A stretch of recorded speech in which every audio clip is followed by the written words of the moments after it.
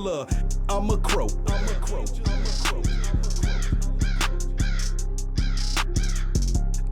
Hello, everybody in Podcast Land. Your host, Brett Holland. Welcome back to the MID Podcast Show Travel Edition. All right. Tonight, we in Macon, Georgia. Now, my guest tonight is not only a fan of the show, but after the show, we became good friends. And her name is Jasmine Ward. Now, Jasmine came all the way from Atlanta down to Macon to do the show. It ain't no but love right there. I appreciate that from her. I'm gonna let y'all know right now, this girl got some crazy ass stories. Now, I want to apologize in advance for the video quality. You know, Macon is filled with a lot of old historic buildings, and I'm pretty sure we did this show in a haunted apartment with bad Wi-Fi, but the show must go on. Next time you in Macon, holla at my close friend DJ Matrix down there at Nietzsche Bar and Lounge, located on 385 2nd Street.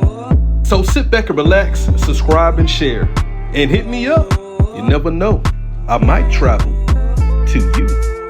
Hello, everybody in Podcast Land. I'm your host, Brett Holland, and welcome back to the MID Podcast Show Traveling Edition. All right. Today we in Macon, Georgia. All right. I had to come out here. Well, I ain't had to, but I wanted to come out here and celebrate my boy JT birthday this weekend.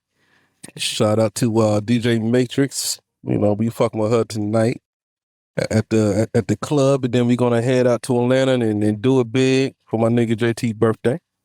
All right. Well, happy birthday. He in the background, y'all. You know, he just back there cooling. You know what I'm saying? But tonight, I got a special guest. We met through TikTok somehow. It was a while back. But we just started liking each other content and stuff like this. She'll put up something, and then I put up something. You know, we was kind of just supporting each other on that one. You know what I'm saying? But you live in a couple of different places, but she's coming from Atlanta, y'all. I mean, you've been in Atlanta, what they say, like a for 18 years. 18 years? Okay. 2008. Gotcha. Okay. But everybody welcome to the show. Jasmine. Thank you. Hello, everybody. How are y'all? So just introduce yourself, tell everybody where you from. And okay. I'm originally from the Bay Area, Oakland, California, East Oakland, 114 High Street. I've been in Georgia since 2005. I came up to Atlanta from Camden County, Georgia. I don't know if y'all know where that's at. Mm-hmm. Yeah. St. Mers. Oh, St. Mers. Kings in Georgia. Yeah. Military brat baby. So, I didn't have to move around a whole lot. Yeah, that's it. Yeah, because your dad was in the Navy or something like that, right? That's it. He's a retired Navy Master Chief Machinist. You make sure I say that no matter what. Okay. Yeah, because Navy is really serious about when they mean chief and Master Chief. So. Oh, trust me. Okay. Yeah, and my father, he retired from the Air Force, but that was in the 70s. And that's the original reason why you had to move from Oakland over to down South Georgia. So. I moved to down South Georgia because my mom married my stepfather. He was in the Navy. She worked for Lockheed Martin for 40 years. Mm-hmm. And I got into some trouble back home, like 23, 24. Yeah. And my daddy was smoking dope, so it was to go. He was smoking dope when he got out? My dad was smoking dope my home. Navy and all. Air Force. Just on the... No, he was Air Force. Yeah, he got into Vietnam. My dad went back for a second term in Vietnam because of drugs. Okay. I couldn't find that shit on here. So you said, who was in the Navy? Stepped out. Okay. I missed that. Okay. I'm about to say that nigga been all the way to Master Chief as a dope head? That nigga good. He's a cold alcoholic, so I guess. Well, we all military niggas alcoholic. I'm gonna tell you straight up. Yeah, my dad went back to Vietnam. That's what this shit was. So I wanted to get you on the show because, I mean, just based off your TikTok videos, you live a very interesting life.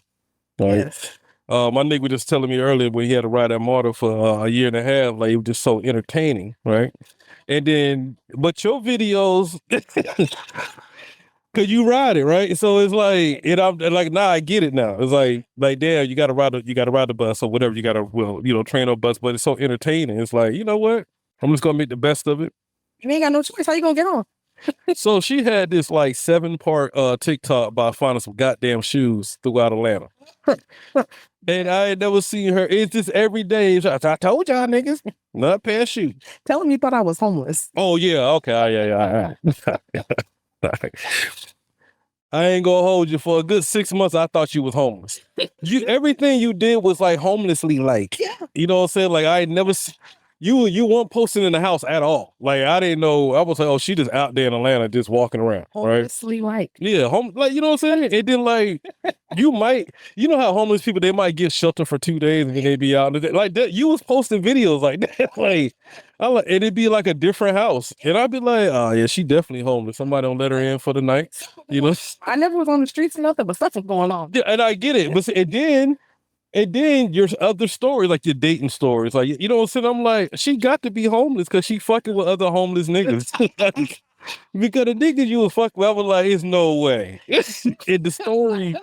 So I thought she was homeless off that. You finding random shoes all over the place. I felt like only homeless people explore stuff like that. No, you weren't keeping it, but it was like, I told you another pair of shoes. I'm like, damn, she going to park instead of finding shoes and shit. This one palm colored lady on my TikTok. She said, you found some of those kids' shoes by a pothole in the ground. You need to lift the pothole up and see if there's kids down there. They're probably being sex trafficked. I was like, ma'am, how can I get this manhole up? Yeah. And also, okay. You don't think that's like a homeless situation? Somebody's asking you a random question like, hey, can you just lift this up, homeless person? And see, there's kids down there. I was like, if they're down there, come and get them. Yeah. We call APD, they come in. You know what I'm saying? They really care about me getting my ass from the water. Man, it was one other thing you did. I said she is for sure homeless out here in these streets. And I think I did. But you know what? I held off on it. Cause I was like, man, I want to help her. Cash App is in the bio. But it was just, I don't know what it was. I don't know. Was it about me crying about the dog? Yeah, it's just like random homeless type shit. Like only a homeless person will cry about a damn dog. Like, you know what I'm saying? Like that was her best friend right there. I just seen a random puppy at like 4 a.m. on the worst side of town, and he was literally like a 3-pound puppy. You know, that's a beautiful puppy. Why is he hiding in the bushes if he's crying and I'm in an Uber? I'm like, yeah, I'll cancel the ride. He's like, I can't do that. You know what I'm saying? What it is, growing up for me, my dad was homeless and voluntarily was homeless. So and he homeless. So there would be times my dad would get high as a kite and wake me up and say, come take a walk. And we'd be walking around at 3, 4 a.m. And he did that with me to show me how not to be scared outside by yourself. Yeah. Know your surroundings, check your back, you know what I'm saying? And everybody ain't bad, you know what I'm saying? Now you can read people. I can see if I'm walking towards somebody and across the street. You know what I'm saying? But some women, a lot of women, don't have that natural instinct. Yeah. No, that's when they getting snatched up. I wish somebody was snatching. You damn sure a go-getter though. Yeah. Dude, turn that mic just towards me. There you go. Say something. Like this? Yeah. That's better? Yeah. Okay.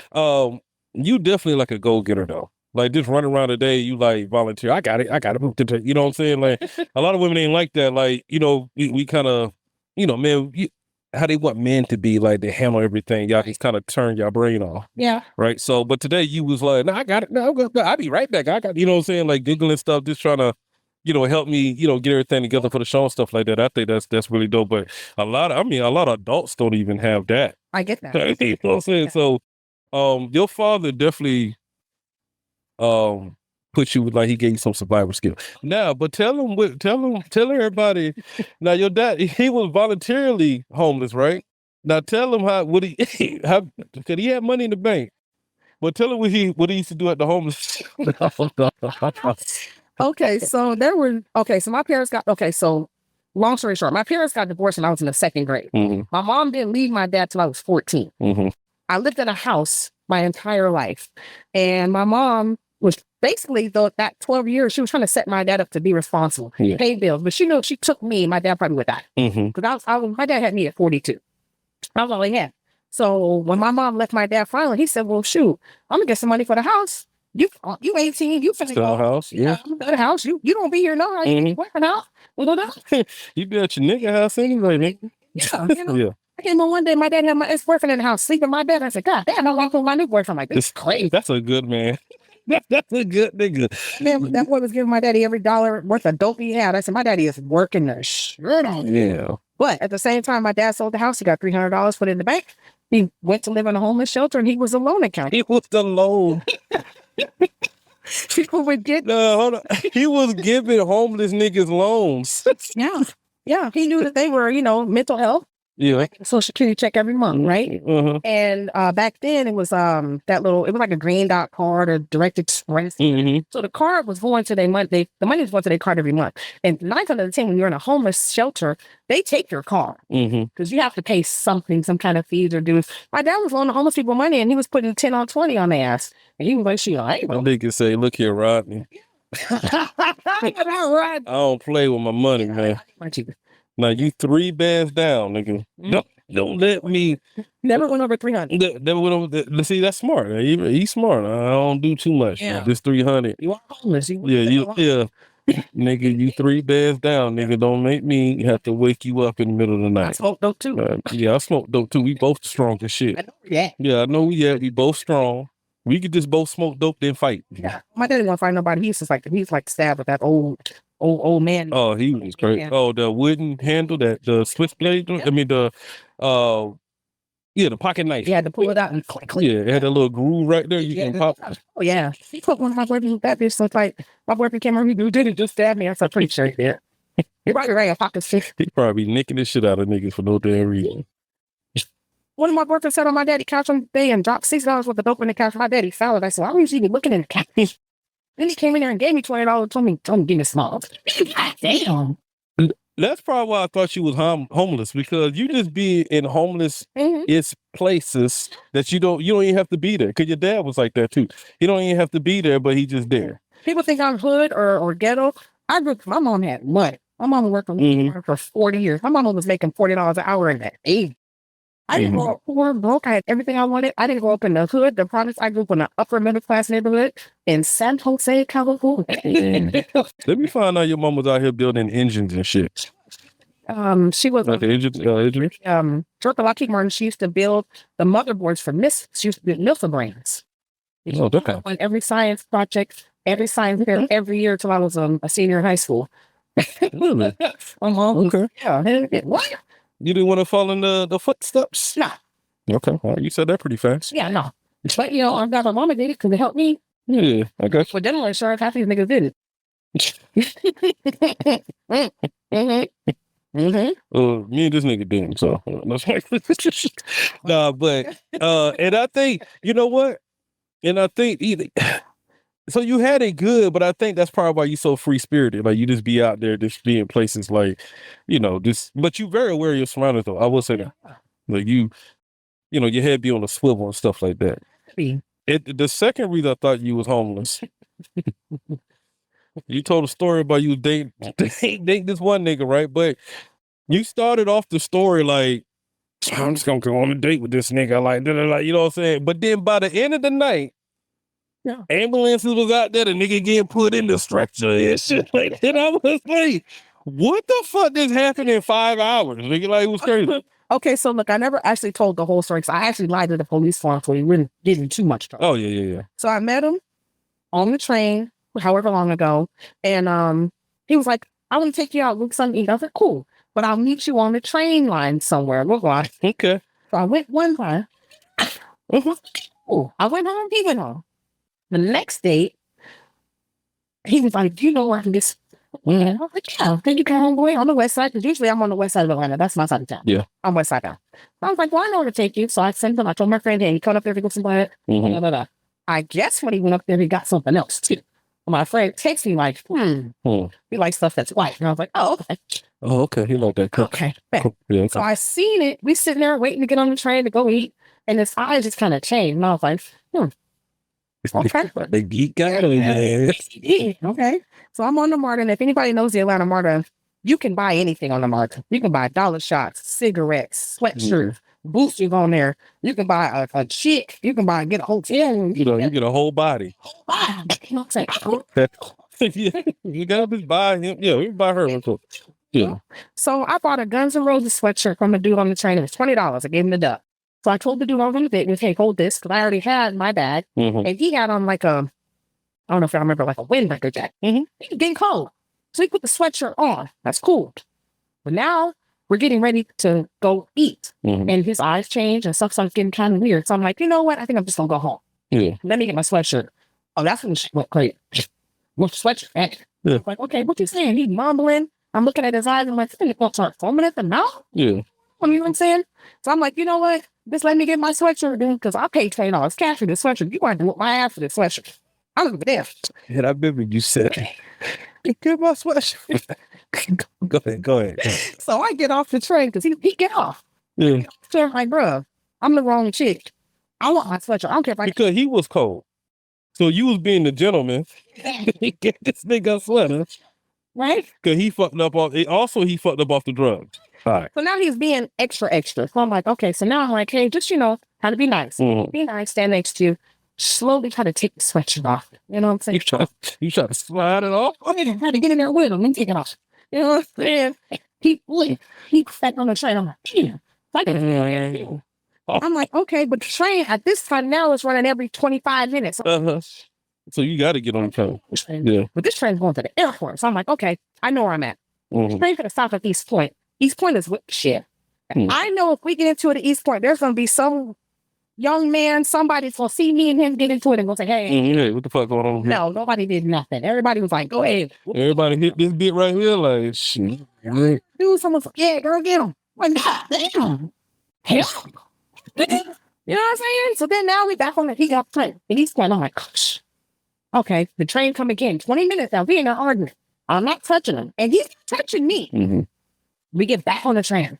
We get off again. Now we're at College Park. I'm like, okay, I know somebody got my back in College Park.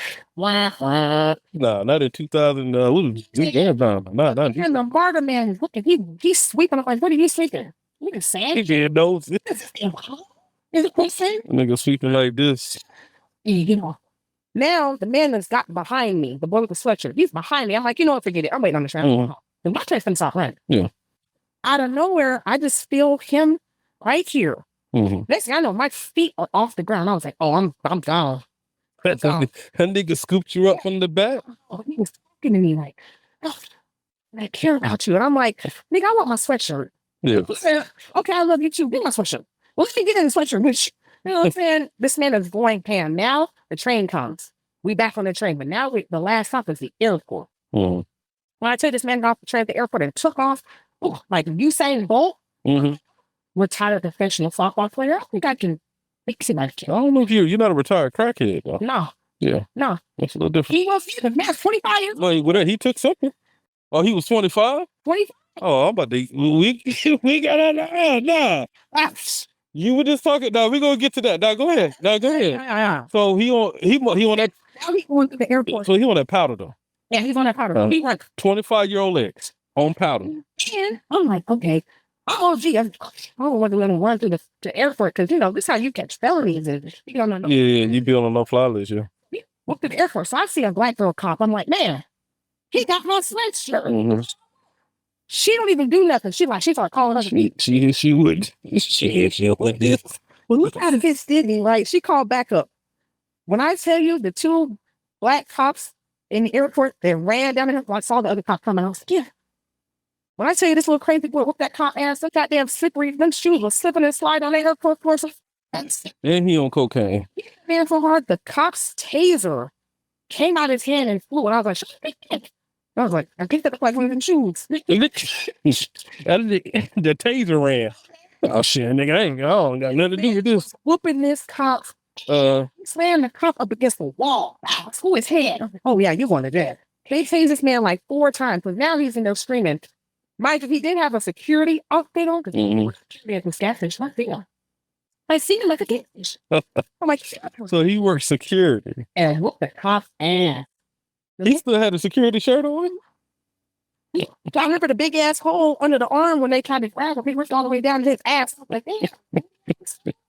He whooped this cop's ass. I had to send the cop. I was like, damn, he had you. He had them shoes. And then they go to hey, where he do security at?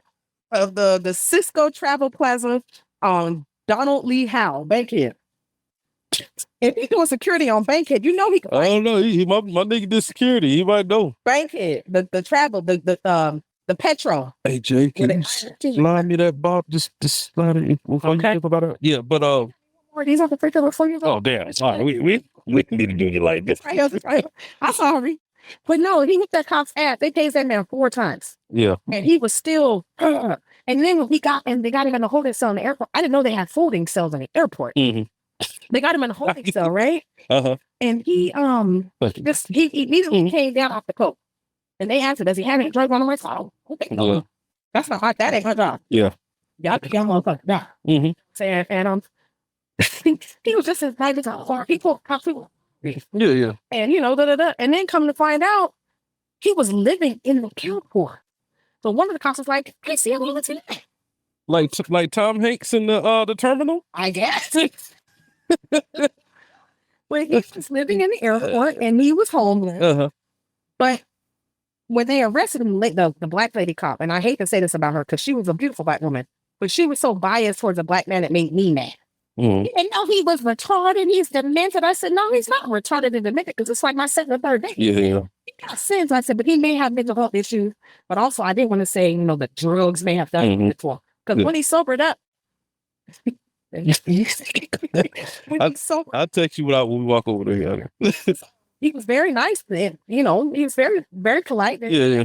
His mom lives in Gwinnett County, so she got some money. We didn't grow up crazy, but something clicked, Yeah. And then as he went to jail, he had a warrant or so. I don't know what happened. Anyways, he got out of jail. He called me like, "Hey, I'm clean now." I was like, Mike, let me talk to you.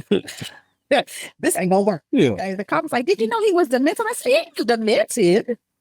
He was, but you couldn't say. I got what you said. I was like, that ain't for her to say about him. Yeah.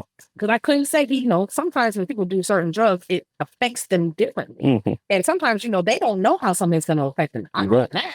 Yeah. And like, I've smoked some weed before and be like, this ain't right. Yeah.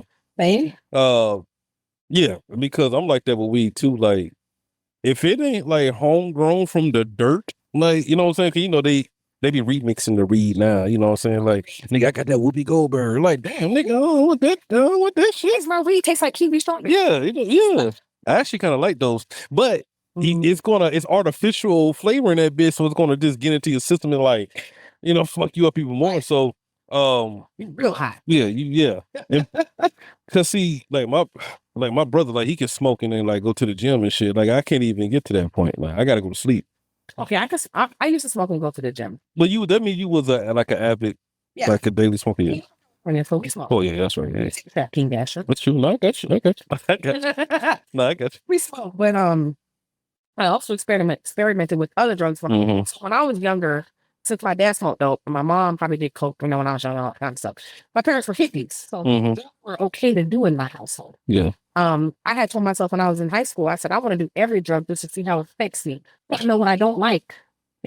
Because I'm a like some. You know what I'm saying? I have an addictive nature. I know what I'm doing. Oh, me too. And that's why I don't want to try cocaine. Yeah. I'm gonna like cocaine. Because for one, I don't like to go to sleep. You know what I'm saying? But I know you need to sleep. The fucking whatever. Two, I could get so much done on that cocaine. Oh, yeah. I know I can. Yeah. So I that's just one drug I know I just cannot do. So with that particular drug, I realized very, very young, I can't snort anything. Like I did it, my eye blew up. I heard it. My eyes. I can't go on. I can't go on. Shit. It's all in the house. Yeah, like the eye sitting. Oh man. And I was like, I can't do it. You were trying to do the coke. You trying to do some coke? Okay. Yeah, be nice. When I came in the house. You might have did it too strongly though. I barely tapped it. But when I tell you I was so productive, I was in alternative school. Yeah. I got to school the next day. I told my teacher, I said, I finished my work pamphlet. Yeah, the pamphlet. You you finished the whole week. Done for the year. And that's why I can't do it because my brain goes a million miles an hour as it is, right? I'm always trying to create different stuff, different content. I won't sleep for 3 weeks. I know I won't. And as I wish as human beings we didn't need to sleep. Yeah. You know what I'm saying? I just wish we just still. Do you imagine how much shit you can get done if the world, like humans didn't sleep? Like we just, 24 hours a day, everything's just open. Yeah. My dad told me, so once the cocaine thing was over with, I realized that I preferred to smoke the cocaine, like in like Oh, you want to smoke the cocaine? Oh, smoking dirties. We call them dirties. Yeah. Mm-hmm. That was cool. I was like, okay, I can smoke anything. You know, and then meth came out, and meth was a hell of a drug. But that's a homemade drug. Yeah. That's again the science. You don't try everything, huh? Okay, go ahead. We used to. Okay. The first person we talked about, he put me on how to make stuff. That's all I'm saying. So there were times when it'd be 7 days. I didn't sleep yet. Yeah. And my dad said, you know, you got I ain't gonna sleep yet. sleep yet. 7 days later. Yeah. Sleep with me. I used to get so much shit done. Oh my God. I graduated high school in 3 weeks. You cursed the whole book. Yeah, like that's why I know I can't fuck with cocaine. Maybe I was playing softball on methamphetamines, and I'm telling you, I'm blowing girls out from way back. Oh, she's coming around first. I'm gonna go in. Yeah, fluid. Yeah, you down there throwing it to like the home base and shit. I'm throwing it back to myself. Boomerang. Okay, right back. I got it. Don't worry about it. Yeah. I chased the girl down at second base and right past the pitcher. I got her. She in the third. We're pickling now. Shit, the bitch. I was doing the most. I was like, that's my only player on the team. To me. Yeah. I'm the only one I see. Yeah. Shit. And my dad out there talking shit. He don't do. We not good. We not good at that. So tell you that he can't come to the game. Why is your dad standing in the middle of center field with a leather jacket on and the can't go? I don't know. It's July.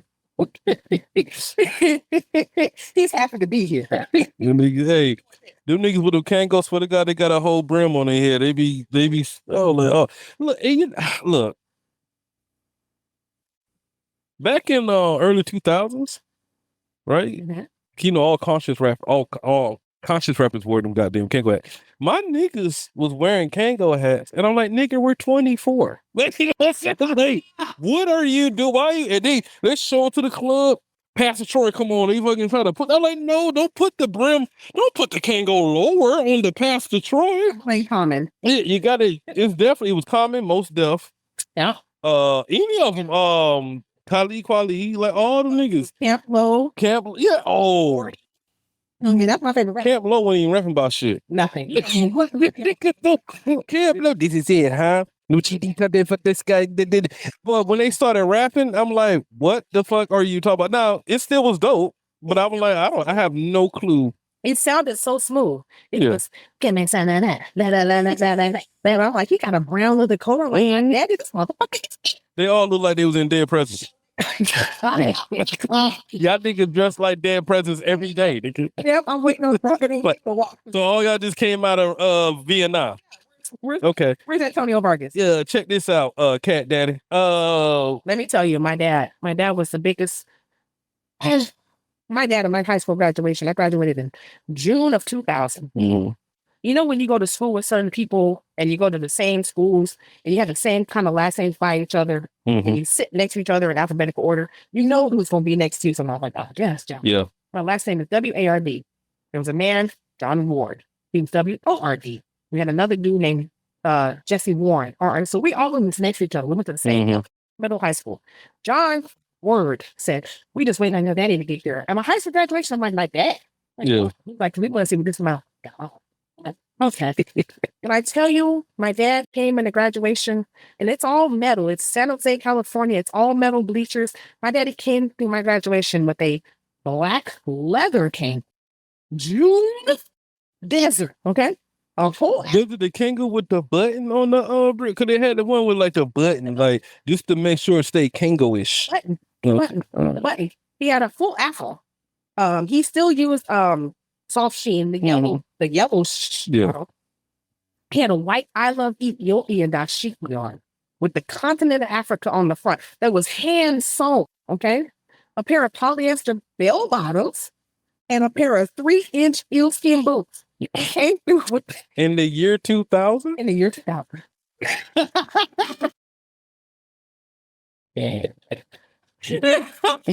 soon as my dad, remember in Dave Chappelle, the Rick James episode, when Rick James came in the room and you heard his boots first, clop, clop, clop. That's how my dad came in the auditorium, because they had speakers and microphones everywhere. So I had a graduating class of 5,000 students. So the mics picked up on his vision. So John Ward goes, they nigga go like this.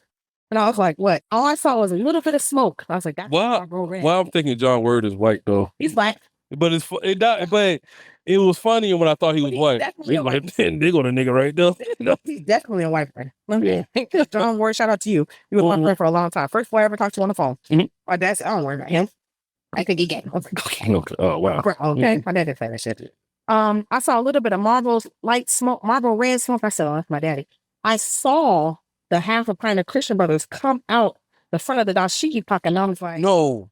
Oh yeah. No. Christian Brothers? Oh my God. Oh, we got one. Let me. I got a story about that right now. So, I told you, even we was riding around, I'll tell you about that nigga that did the show with me, right? Yeah. When we started beefing, right? Yeah. One night, it was my birthday, right? Yeah. This nigga hit me up. All right, this nigga hit me up like, when I come through, I got something for you, right? Now look, man, I don't drink top shelf too much, but I'm still middle shelf now. Don't get it twisted. I'm Henny, Crown, like I'm still gonna be in there. So he was like, huh? That's mid shelf. Yeah, some places, yeah. Cause you would have like Douce, and then you would have I guess RSVP. You got it would yeah. It is a different, but mid shelf is good. I'm a cabinet drinker. Yeah, bottom cabinet. So, Christian Brother, that's pants leg liquor, as I call it, right? And I call it pants leg liquor because if you look for it at the liquor store, you got to lift your pants leg up to squat down to grab it from the bottom shelves. And then you gotta blow off the yeah. Just that pants leg, you gotta lift that pants leg up to squat down. My daddy had to lift his belt. Yeah, lift the bell bottles up. So he was like, nigga, I got something for you. Like, boom. I'm like, okay, man, boom. He come to the studio, my nigga, with a book bag, right? So I'm thinking like, oh, this nigga, okay, we about to drink on this show. Like, it's about to be, this nigga pulled out a whole gallon of Christian Brothers. I have never even heard of Christian Brothers until that point. And now, so he didn't bring Christian Brother. He brought the Christian family. The shit was the big as his book bag. So, but I didn't know exactly what it was. So I'm like, damn, Christian Brothers. Yeah.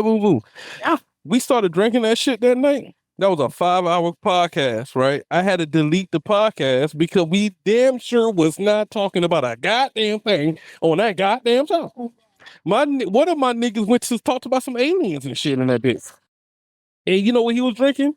Singer of 7. So we had Christian Brothers, Singer 7, right? And then my nigga that was drinking the Singer 7, he claimed he Jamaican, so he was going in and out his Jamaican accent. So he was going like, yeah, he was like Jamaican and Boston. So he was raised in Boston, but he was Jamaican. So the whole episode, he's like, wagwan, and then he'll go into some Boston shit like, how them Boston niggas be talking? They be saying, are you going to your car? Yeah. You like, yeah. So he be like, wang, then it's my car turned off. Like he'll be like, what? What the bumper? What the bumper?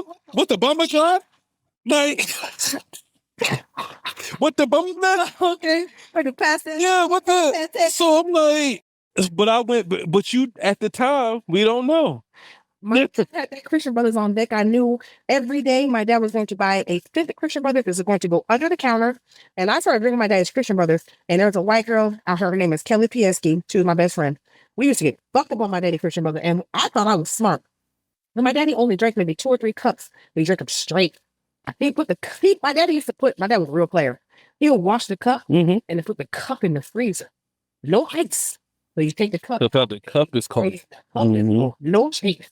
So I used to drink some of my daddy's Christian Brother. Me and Kelly or my friends would come over. My dad would go sleep at like 7 o'clock. We works nights. But we swing. And we just my daddy have a bottle of orange juice. So we mix some orange juice. That's go perfect with liquor. He never like it with liquor. He drank it this thing. Oh, he just like orange juice? In the morning.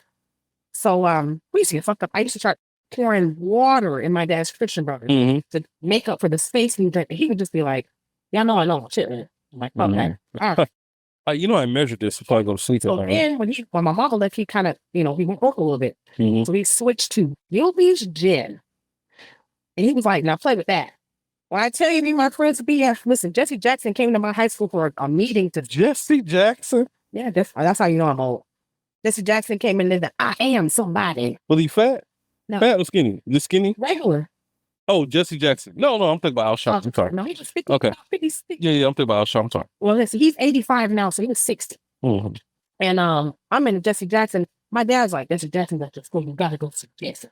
And I'm like, Daddy, I've been drinking your gin all night. I don't know who. Yeah. All right. Me and my girlfriend in there. My head is, okay. I gotta go home and take two of my mama Advil. Because this ain't right. Yeah. This is not Christian, bro. So the funny part about that graduation was my parents were divorced and my parents were trying to outshow each other, right? Yeah. So my mom came to my graduation. I also heard her eelskin high heels. My mom had to think about eelskin. She had on a silk jacket. Eelskin? Eelskin. Like the eel? Yeah. Okay. Back in the 80s, eelskin purses, wallets, they were expensive. My mom wore eelskin boots. Okay. And they were expensive. My mom came to my graduation in July of 2000 in California with a silk long sleeve jacket, a black leather pencil skirt, fishnet stockings, and a pair of eelskin high heels.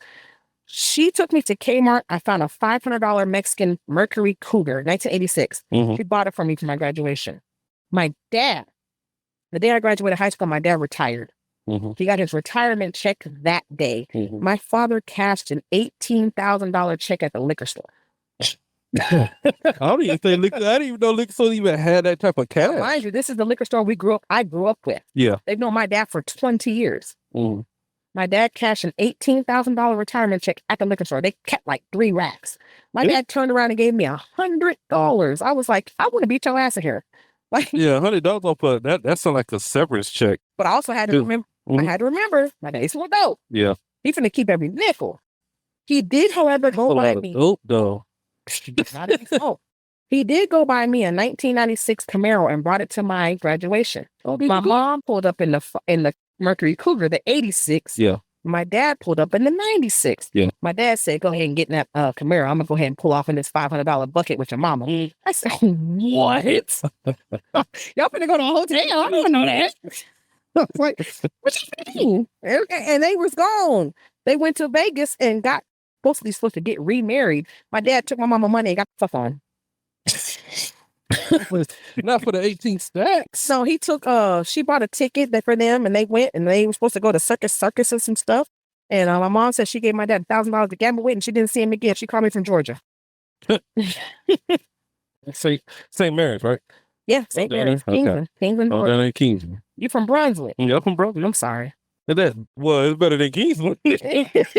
And not only I'm from Brunswick, I'm from St. Simons Island. That's a little different. Okay. Yeah, I'm from the island. Now, Brunswick is trash. Now, I'm not even going, but it's better than fucking Kingsland. I would say that. It's okay. I had never grown up in Brunswick. I never went somewhere that I was like, hey, let me get up out of here. And I went back to Brunswick. Like, when I used to go down there and visit my uncles and them down there, I kept my car running. Yeah, good. I just came to check on y'all. I'm about to heal on out here. Stuff in Kingsland, Georgia. Well, rest in peace, Tony Green. He was my ex-boyfriend. The Kingsland police killed him at a traffic stop probably about 7, 8, 10 years ago. I don't remember. The Kingsland police are wild. They have no outside of Kingsland or Camden County training. You know what I'm saying? So they don't know how to interact with people. I had a police officer in Kingsland, Georgia. My mother had dementia and Alzheimer's. Yeah. And she went missing from her house. She walked around the neighborhood and went somewhere. Yeah. And my stepfather called the police. My mom ended up being in her neighbor's backyard with a German shepherd that knew her, them just letting her play in the garden, play in the dirt. I drove a car that didn't have a tag on it around the neighborhood to find my mother. Typical nigga shit. Right. Yeah. Got pulled over. In my mama's neighborhood.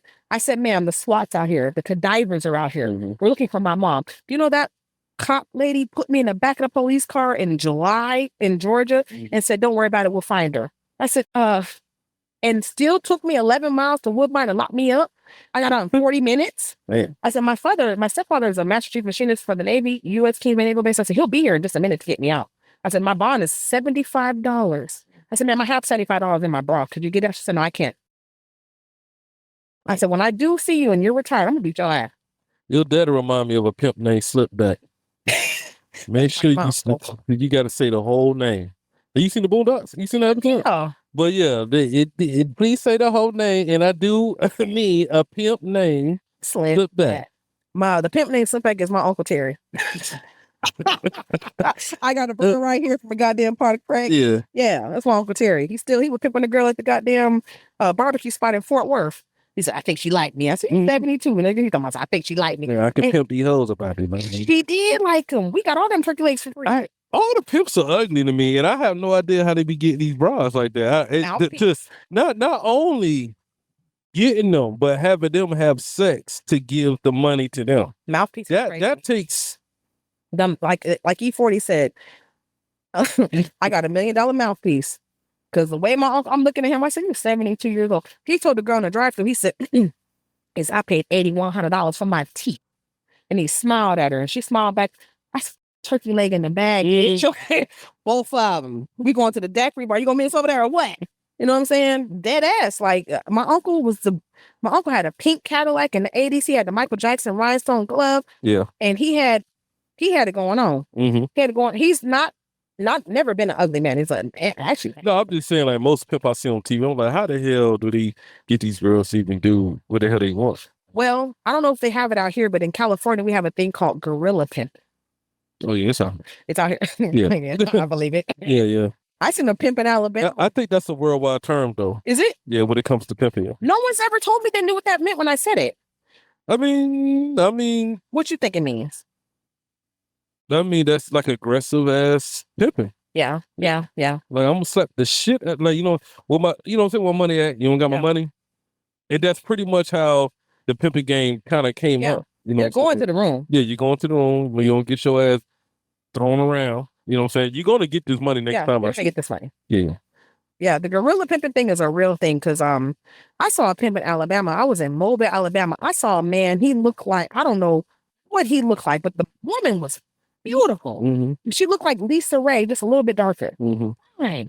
And this man slapped the dog stuff out of her, and she with no hesitation, none, in front of us, and we kids at this time. It's 1996. We 14. I'm like, whoa, what's going on? And the rapper, there was a rapper. I ain't gonna say his name. He's a Hot Boy rapper. He's the best one in Hot Boys, not Wayne. If only one other is true. There we go. Mm-hmm. He was outside the store and he saw me and my cousins, we little girls. We saw that, and he said, y'all go ahead and get in the car now. I was like, aren't you too out? And fucking old lady friends and all that. I was like, you can know better. This woman got in the car with this man, and we still in the store parking lot. She came back, gave this man the money. I'm like, this man looked like Bishop Don Juan. Like, yeah. Gold teeth. Like real loud in the outfit. Real loud and real ugly. Yeah. Spots in the face, fucked up curls. I don't even understand it. It's a mind thing. Some of them women that do that, they don't have nobody. I know they prey on the weakest girl. Prey on the weak. I work with foster kids, like foster girls and stuff. They definitely prey on those type of stuff. I get it, but damn, like, you know what I'm saying? You have a girl go out there and fuck for you, and they give you the money. There's a pause for the cause, because without you, she may not know how to go. First of all, she might be underage, or she might be a runaway. She ain't got no ID. She can't get no hotel. That's true. You know what I'm saying? She don't know how to go in the store and get a credit card at Macy's. Yeah. She don't know how to fill out a college application. She don't know a lot. Yeah. She might have came from a long line of hoes. Her mama might have been a hoe. She may not have seen her mama since she was 12. Her mama might have been pimping her out. She don't know nothing but fucking. Especially in Cali, though. Nah, then I'm going to say this. It's more prevalent in the South. Girls in California, the bitches I know that you sell with, excuse me. You know what is prevalent at, though? Not really the real South, as I call it. But Memphis. It's going to be those type of states. Arkansas. It would. I'm going to tell you like this. And all my family is from the Midwest. It's definitely. I think that's what I would want to say. That's where it started. I think that's what I want to say. The Midwest. Yeah. Not necessarily. When I say real South, it's not really. Yeah. It ain't really here. Like you might. Yeah. You might run across some hoes. Yeah, it's prostitutes, of course, but we're talking about like what gorilla pimping, the nigga walking around with the goddamn, the purple, suit. Check this out, baby. Yeah. I want to be your mother, your daddy, your uncle. Like, you know what I'm saying? Like, that's Midwest shit. Yeah. When you riding a train and you ain't got nothing on but a goddamn bikini, and this man come and give you a mink coat and tell you to get on that stove.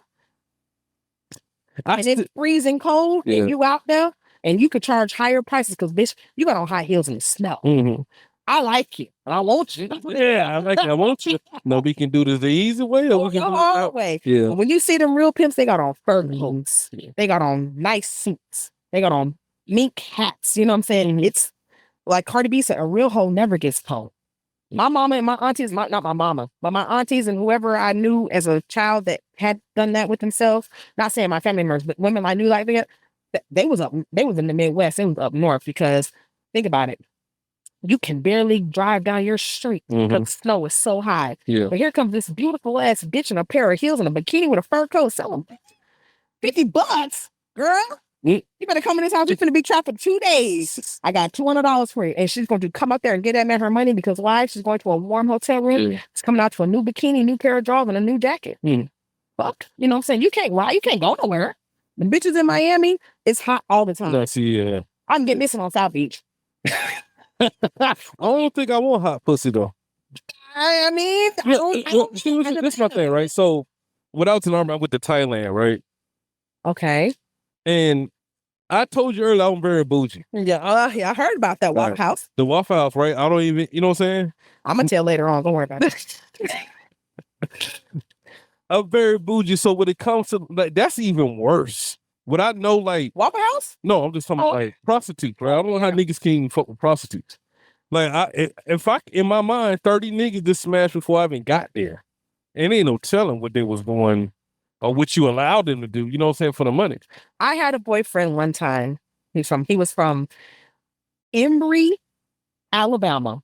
And when I was going to work, he was cheating on me with prostitutes from Backpage. And I caught him. I was, because, we only had one laptop. So your email is on your email. I can go to your email. If I'm seeing the Backpage, I'm like, God dang. So I asked him, I said, I'm not, I don't know. I was working working at the hospital. It's for South Fulton Close. Working like 60 hours a week. I don't want to come home. I don't want to. Yeah. And especially when you're just in here telling me, bruh. So I asked him, well, why do you like that? He said, because they keep it 100. You know what they do. He said 9 out of 10, they're cleaner than the regular hoe who's hiding what she's doing. He said a regular bot on the street might be effing 5 or 6 different niggas. You know what I'm saying? She's not going to tell you she's fucking 5 or 6 different niggas because she wants you to look at her in a certain light. Like, I'm just doing that. I fucking you. So that bitch was selling pussy. She's telling you, I'm selling pussy. Yeah, but it doesn't. No, go ahead. I got to get checked up. I'm online. I have a listing with my phone number, my pictures. You know what I'm saying? I got to keep it together because I got to continue to work. The niggas would say anything to convince their mind this is better than that. Anything. Look, I'm gonna tell you, this is gonna be a perfect example. Right? I did a TikTok about something like that, right? What is this, GED? Yeah, oh yeah. Hey, that Georgia, that thing was the funny. Georgia accent. I was screaming. Niggas don't even never understand. If I really get into that Georgia accent, it's gonna be a whole different. What the fuck is you talking about? I was screaming. I showed my nephew that shit. My nephew from Memphis talking about some TT, man. Stop calling me TT. So I was from the stats, right? It looked like black men cheat more than any other race, right? But I was telling, I tell people all the time, like, nah, I've been in the military. I've been on special ops, right? With them special forces guys and boom, boom. They got, wives, 3, 4 kids. Like, I've been on that side. Yeah. And they whooping their ass when they get back home too. But it looks different to everybody because they definitely whooping their ass. Oh, hell yeah. But the reason why they don't really bring up the way they cheat because they buy it. So mentally, people think that buying pussy or like fuck with a prostitute, it's not the same as cheating. And that always throws me off. Now, I get the logic what they saying though, right? What is that? Because it's a transaction. Boom, we're money getting exchanged. No feelings involved. Boom, boom, da da da. All right. But when niggas get the side chick, then it's feelings involved. Oh, you care about that bitch. But it's crazy. Yeah, but you care. Yeah, they care about that bitch. You like, yeah. That prostitute, you get a bag of chips. Ask he came. No, the prostitute, a bag of chips. Not from the cupboard. She didn't give her. She didn't get shit. No, why would she get anything? Gave her $100. There you go. That's the transaction. Yep. You know what I'm saying? Like the lot lizards and truck drivers and stuff. That's the transaction. And for some reason, women will let that slide. It's 2 things women will let slide in a relationship. A DL nigga, I have no idea why. and niggas that get caught with a prostitute because they think that's just more of a transaction. And So you know what's crazy about you saying that? First of all, my father was bisexual. okay. I found out when he died, and I went through his cell phone. I was like, okay, but I kind of already knew because he told one of the same boyfriend he stabbed. Yeah. He told him, before you fuck my daughter, I'm gonna fuck you. And I was like, wow. My boyfriend told me that, and I was like, he kind of mean it. Yeah. My dad always. He mean it. Because he did also tell me a mouth is a mouth. This is a real thing.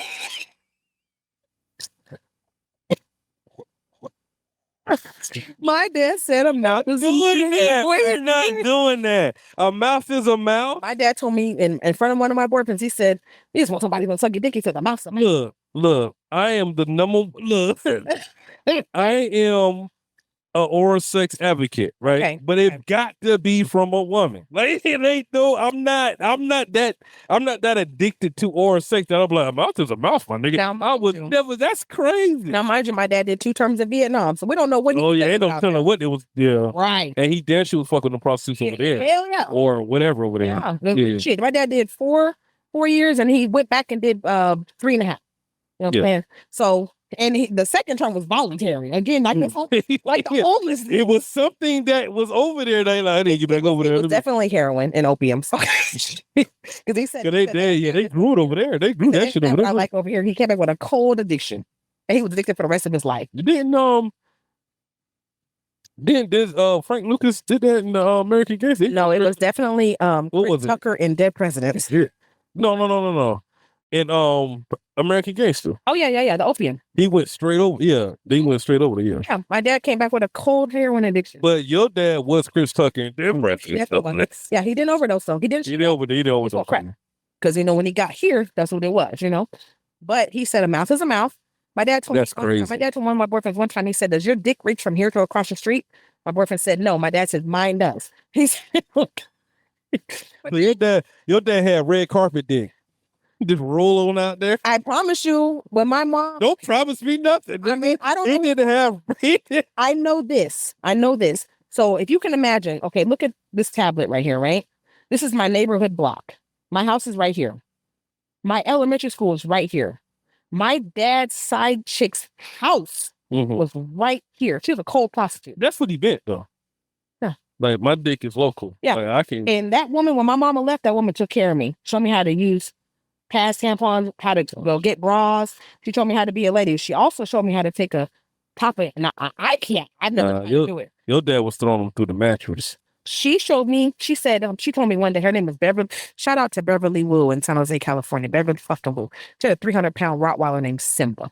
Okay, she had me and at around 13 or 14, I started banging crip. Right, I didn't get effed in. I got jumped in. She said, "Bring all your homeboys over here. I want to see who got some money." I was like, okay. She used to watch me walk to school from her house every day as a little girl, elementary school. So I'll be like, "Daddy, who is that girl?" I told my mom one day, "Lady be watching me." She was like, "That's Beverly, that's your dad." Like, all right, cool. Anyway, she married an Asian chemist. She's a millionaire. Anyways, she had me bring all my homeboys over, all these gangsters. She set a bottle of Hennessy in the middle of the floor. She said, "Who got some money?" And they all in there. She said, "Everybody sell dope, everybody sell drugs, everybody rob, everybody steal. Who got some money?" So they end up throwing like a couple dollars, $50, $100. She said, "I'm gonna sit on this bottle of Hennessy. I'm gonna take this top off with my pussy, and I want everybody to go back in their pockets and give me some fucking money." Yeah. The dude was like, "You can't do that shit." When all I heard was, "Look, oh." My homeboy Jimmy told me something. I love her. I was like, I got a Thailand story. Go ahead. I'm here for it. Fucking hit me one time. For me. Not like you. Go ahead. Go ahead. That's it. Well, we good. When I went to Thailand, right? We was in we went to Hua Han, but we had that's like in the real. That's like. But everybody know Bangkok. Yeah, that's like, But everybody know Bangkok, right? That's like the New York City of Thailand. So we went to the bar that they shot Hangover in. I come in, you come on floor. Yeah. So we went in that bar that you can write your name on it. Like it's crazy, but it's a see-through, it's a two-story, but the roof is see-through. So The second story is see-through. yeah, it's all Okay. glass. So when you sitting on the first floor, you look up, you just see like all this pussy. Yeah, like you like, God damn. But the main attraction, right? Let me tell you. So we went there twice. The first time I went, right, Okay. was this old lady. I will not lie to you. It was this old lady, right? What she do is, all right. First of all, in that bar, right? If you get ping pong balls and you throw it at the strippers on stage, they get money. So you could throw the ping pong ball. You could throw the ping pong ball as hard as you can, but it's all about they don't fight for that ping pong ball. Oh, So every time they get a ping pong ball, they turn it in. They get Like the they prices, get right, like box. clink. They get box, mhm. right? Oh, but the main attraction though, this old lady came out. This is the first time I went. Old lady came out, right? Old lady came out, and she had to be about 80. But she put the ping pong in her pussy, right? She put like 5 balls in her pussy.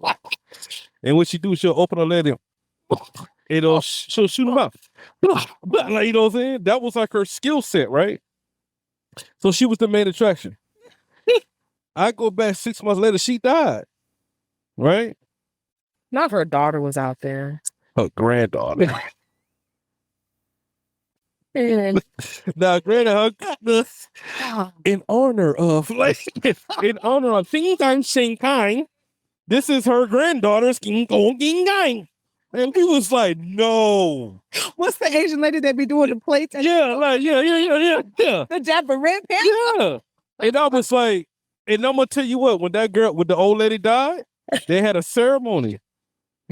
All them niggas, Army niggas, Navy niggas, dressed in they fucking, Oh my God. and they dressed in they uniform. Oh. They went to the funeral.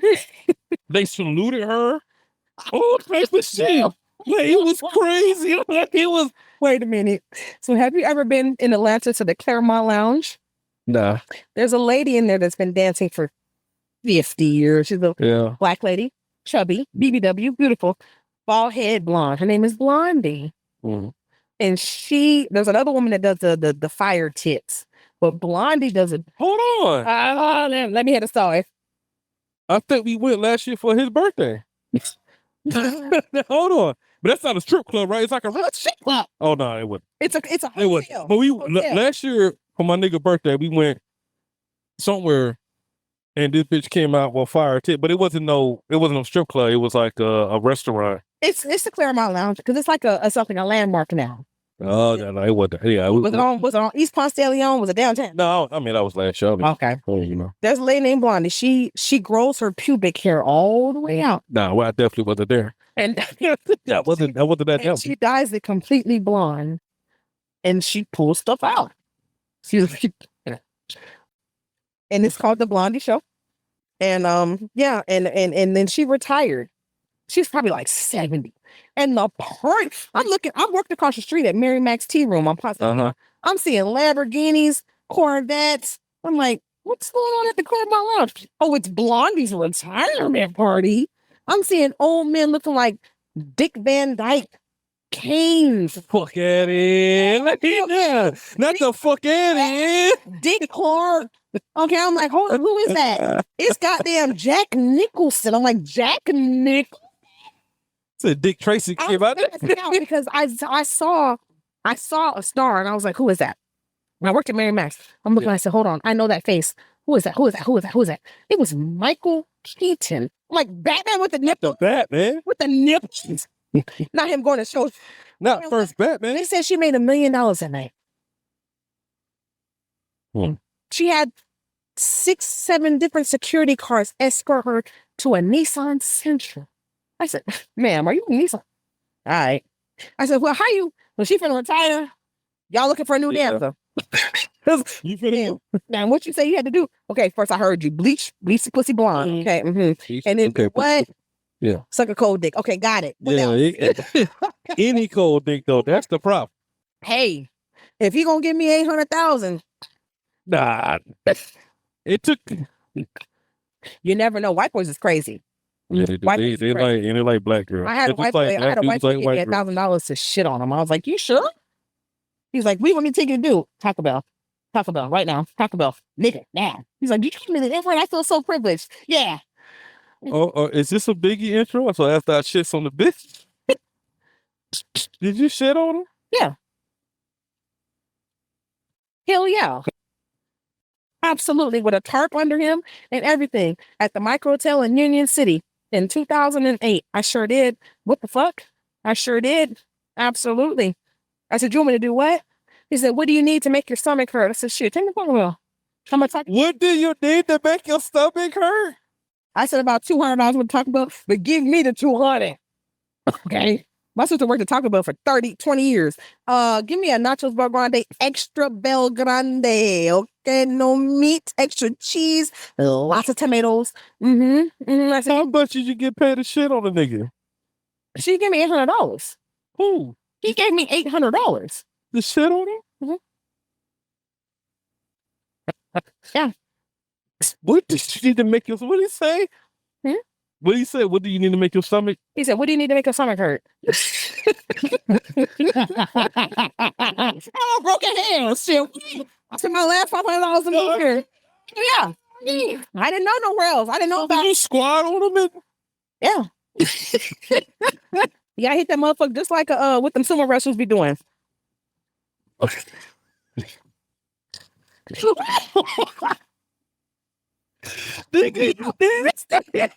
Yeah, Yokozuna. On it.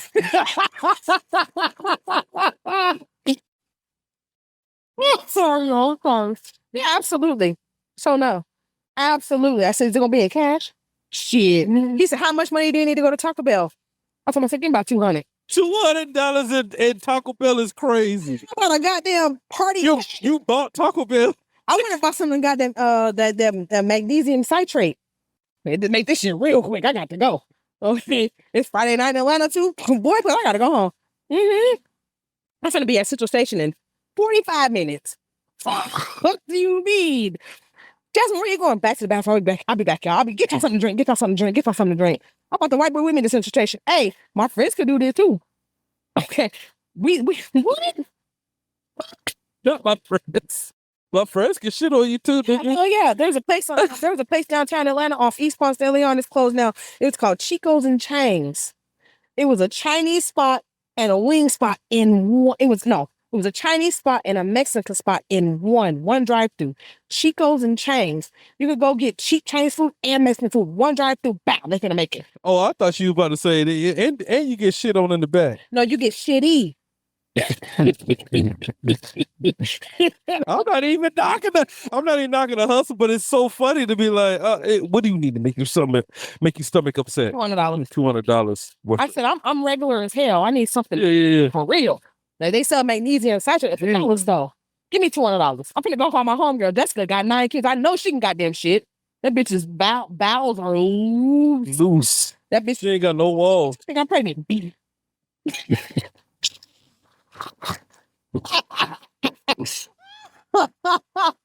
No problem, bitch. I just had a C-section. Let's go. Okay.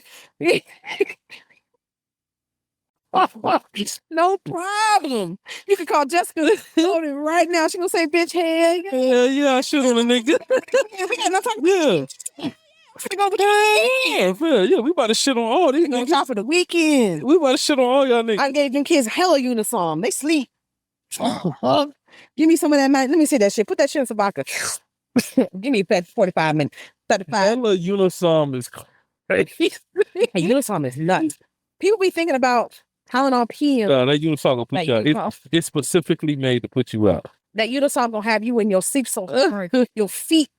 Only thing about uniform make my back not itchy, but it make it like It make you have spasm. yes. That's what it is? Mm-hmm. Yeah, that's the only reason I don't take uniform. It make me have back spasm. Yeah, for some that's why you take a Tylenol P and right pop in there. But that Tylenol P, it stays in your system throughout like the first morning. That's why I don't even do that. If you really want to go to sleep and you don't want to have no kind of like after effect, Z-Quil. Now Z-Quil's good. But now I just hit my little pen. Oh no, that ain't gonna get it. No, it get me. Oh, okay. I'm not a yeah, smoker, so yeah. it's gonna get. Yeah, you were like, And I'm judging. nigga be sleep. You know, hold this. Hold on. You know, you sleep with your hand between your Oh, yeah. That's how I be sleeping on that. I be balled up like this, nigga, like prayed up. I be prayed up. To God. Hands between. I swear to God. Let me show you my sleep position. When I know I'm gonna get some good sleep, when I take a uniform and one Tylenol PM, I be sleep like a baby in a newborn picture, just like this. Mm. Fist ball, bitch, waiting if it be one. No, I'm going back to sleep immediately because you woke me up. Fuck you. I'm going back to bed and don't do it again. I'm gonna kick the shit out your ass. Well, I sleep just like a baby in that newborn picture, just like this fist ball. Because I wish you would wake me the fuck up, bitch. I've been trying to go to sleep for 3 days. Don't make me call your baby mama. So, what you think about this Shannon Sharp situation? He's trash. Well, hold on now. Why is he trash? First of all, Shannon Sharp is a Hall of Famer in the NFL. He made it a fact to interview prominent Black people that were also like Black label in the industry. Monique, Cat Williams, some people. Like he didn't interview Chris Brown ain't going. Okay, nigga, please. Okay, yeah. But at the same time, he has been warned. So there's such thing as a forewarning, Yeah. And I'm a Cat Williams fan. I'm a Monique fan, but I'm not the biggest crazy radical fan. But when these people are telling you like, hey, you see these Black men and they're getting blackballed by these white girls and da-da-da-da-da. Watch your money. You need to date somebody your age. And he's adamant on saying, no. You know what I'm saying? When Monique said, you need somebody 36, he said, no, I don't. Yeah. Okay. He went way too young. Yeah. I'm not even gonna even knock that. But go ahead. No, I'll talk 56, and I have a 19-year-old niece. Beautiful girl. No, he's not an average 56-year-old nigga. It doesn't matter. He's 56. The fact of the matter, his daughter is 30. But hold on now. Okay. Look at these average. We finna go to the club tonight. It's gonna be a 56-year-old nigga in there. He don't look like Shannon Sharp. Now Shannon Sharp is very tough. He's very ugly in the face. I'm not even. Shannon Sharp looks like a leather Barney. He do. Him and Jonathan Majors are the ugliest niggas in the world. They just got the bodies. I think Jonathan Majors is here. See, and that's crazy. Because him and Shannon Sharp share the same face. One's just light skinned. So the nigga that be in the movies. It's the other one. The one that be wearing them big ass boots. The one that was in Get Out. He's ugly. Oh, from London. You come on from ugly. From with the Mario boots. He's ugly. Oh. He's ugly. He was in Black Panther too. Yes, he's ugly. He's ugly. Yeah, but Jonathan Majors and Shannon Sharp, they very strong faced it. They are. Jonathan is cute. Cute enough. Him and Shannon Sharp got the same face. One's just light skinned. Shannon is decent. Really? Mm-hmm. Now when Shannon was young, the soul patch, right? Now when Shannon was young playing for the Broncos, yeah. Oh, that's different. Yeah, we call that's a whole different. Shannon was cute. Everybody cute. Just like Lamar Jackson's not cute. No, that nigga ugly as fuck. Ugly. No, that nigga's ugly. But when you first of all, money mean a lot. It do. Money will make anybody cute. But Jay-Z said, it's no such thing as an ugly billionaire. I'm cute. Marilyn Manson is a billionaire. He's not cute. But he got, he's not cute. I'm gonna tell you what, Jonathan Majors and Shannon Sharp got the same strong ass face. They do. They have nigga attributes. No, slave attributes. Yeah, that's what I'm saying. Okay, I don't want to say slave. I hate Don't slave. say nigga, because we niggas. You know what I'm saying? So that's just like, look at my brother. My mama has money from the turn. My family from the Midwest. But look, okay, go ahead. Ancestry.com and say nothing about none of that. Okay. You ever notice that people that do Ancestry.com and all that shit, nobody came back related to no Indians?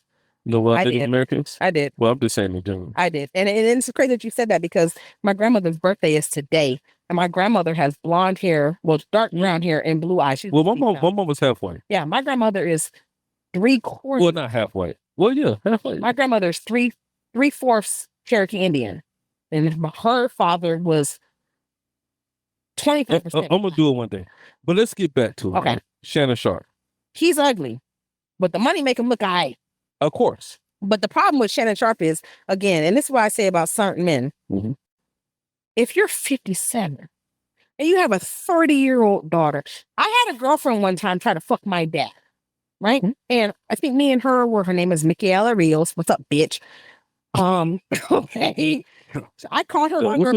My dad was like, she's 19, 20, but she loved my dad. She would kiss my daddy on the lips. But she came out for Mexican girl, right?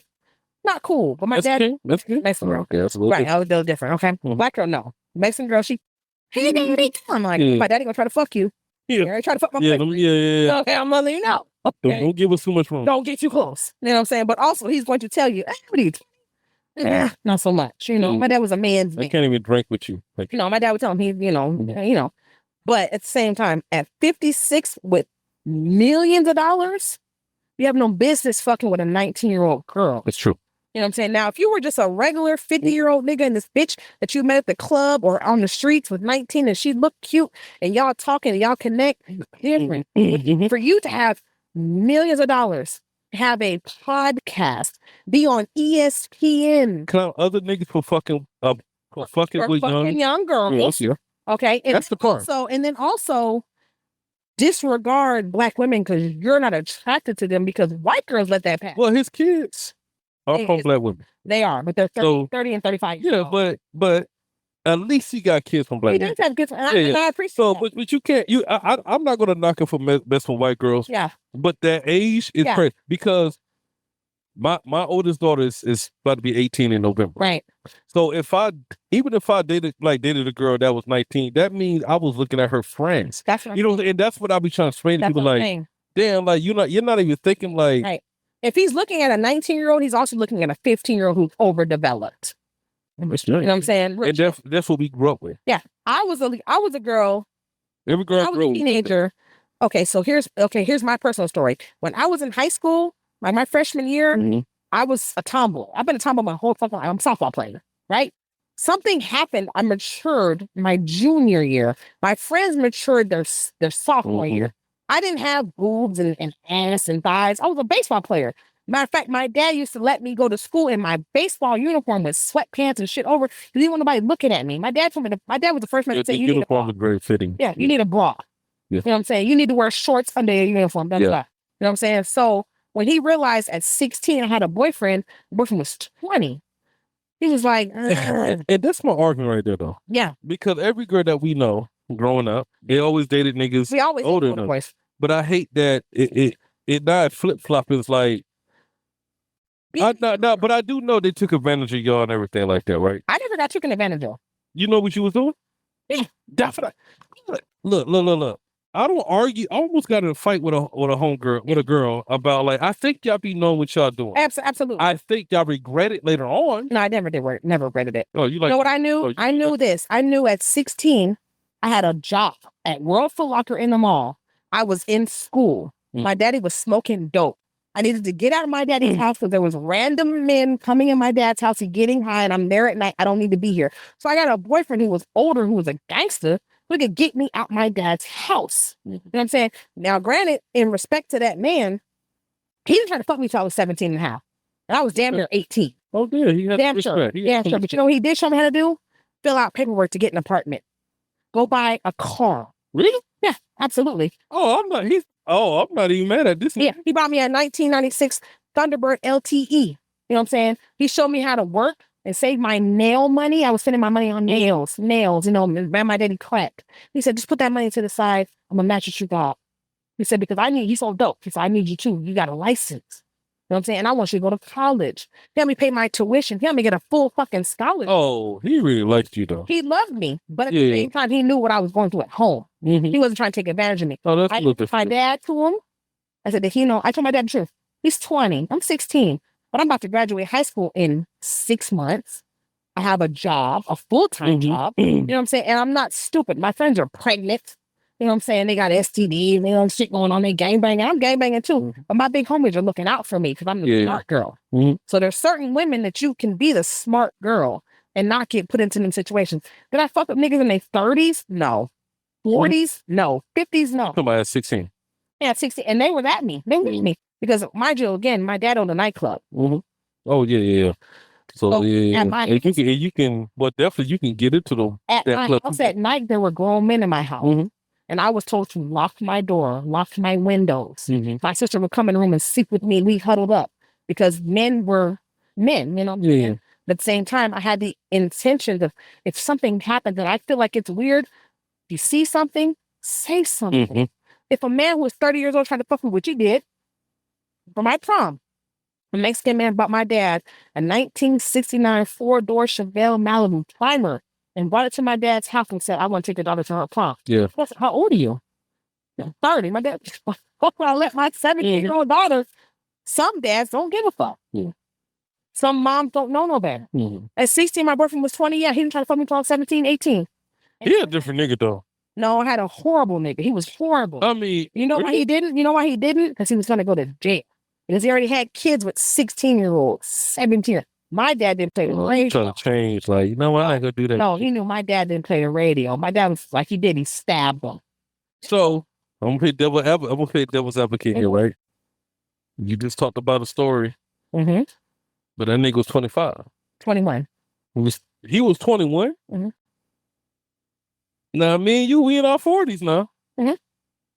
So what's the difference between Shannon Sharp and you doing to messing with a kid? 37 years. Huh? 37 years. But you were saying you was talking to a I'm saying dude. 37 years. I'm 42 years old. I don't fuck a 25-year-old. So it can't be. So you can't pay. You can't. You can't That's send a different. dumbass girl. No. Okay. First of all, you got to look at this. A 19-year-old girl who's OnlyFans selling pussy is already out there. Mhm. She's been doing this for a minute. Oh no, she know what she was doing though. That's one of them. And That's one of them he cases. And he knows. was dumb. Then that's the problem. But with that situation right there, I'm like, oh no, she know exactly what she's doing. Yeah. Like I don't. He knew. I'm not even gonna like entertain that case too much. As soon as he saw the message, So put a big black baby in me. yeah, like that's. But she likes that rough SDM. He likes weird sex. Yeah, he do. But he ugly though. That's why. It doesn't matter. No. Ugly. Look, ugly niggas with money, they do the wildest shit. Oh, always. Because they didn't have pussy until they got the money. You know what's crazy? The finer ones do more weird. You really think so? You know why?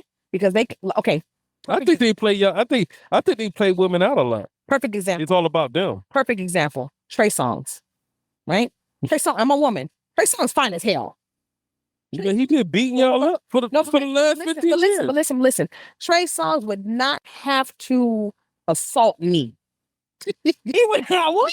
You want to? Chris Brown would not have to assault me. You want to do what? What you said? The day is in room number 118, and I'm already outside the door. Ain't nobody in the door. You already out. I'm the door. Working. Yeah. The front desk. What's going on? But it's people like Trey Songz, Chris Brown. I'm not gonna say Chris Brown, but Trey Songz. They've had so many women roll the pussy at him. That's not attractive to be thrown at. So it gotta be so different. They want to take it. They want a woman who says, I don't want to fuck you. For the thrill. Mm-hmm. They want you to say, you don't want to fuck me. Oh yeah, for the plot. Though. You put a plot. I'm Trey Songz. Look at me. You know what I'm saying? Cause Trey Songz though. Yeah, Trey Songz. I don't think. No, I think now Trey Songz kind of like played himself out, but No. that's your guy. No, it's my guy's Chris Brown. But I'm telling you, neither one of them. I will take Chris Brown because Trey Songz. No, I'm talking about for like you. I'm telling you, Trey. Chris Brown's still producing and like. I'm telling you as a woman, Trey Songz too. Oh no!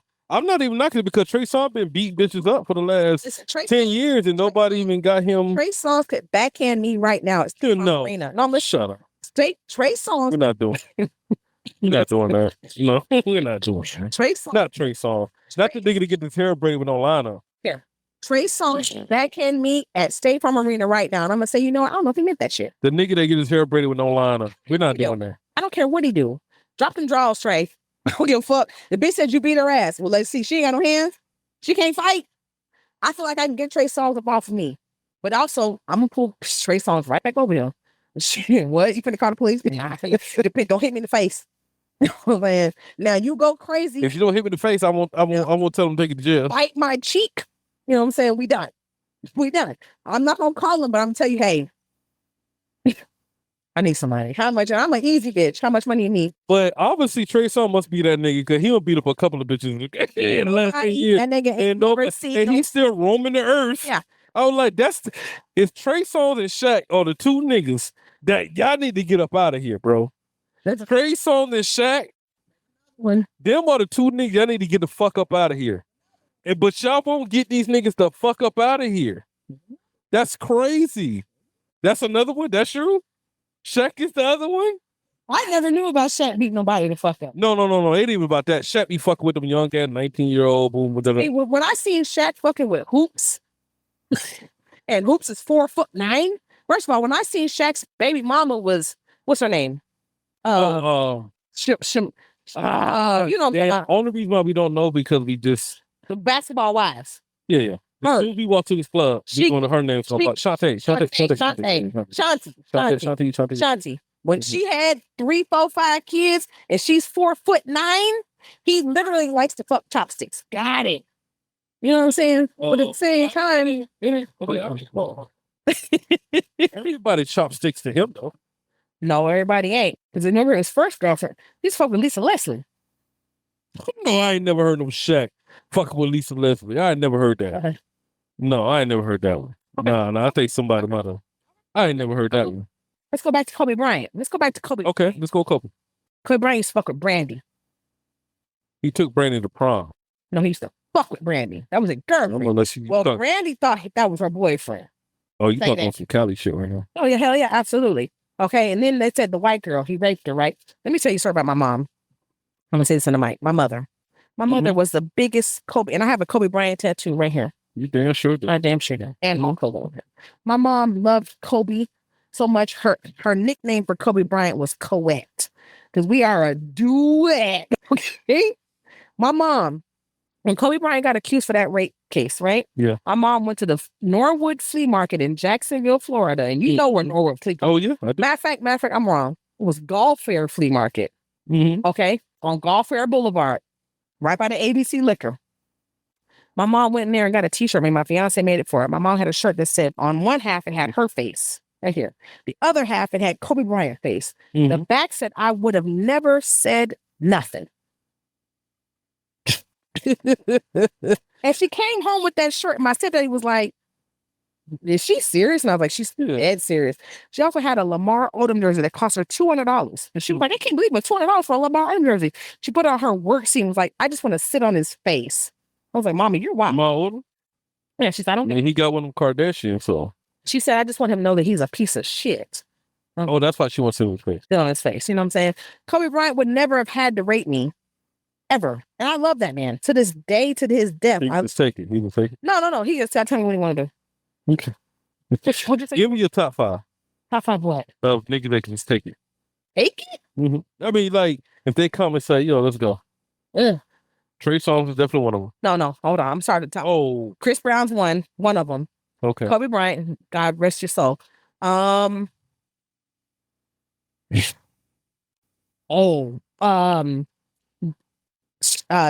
Lillard. Okay.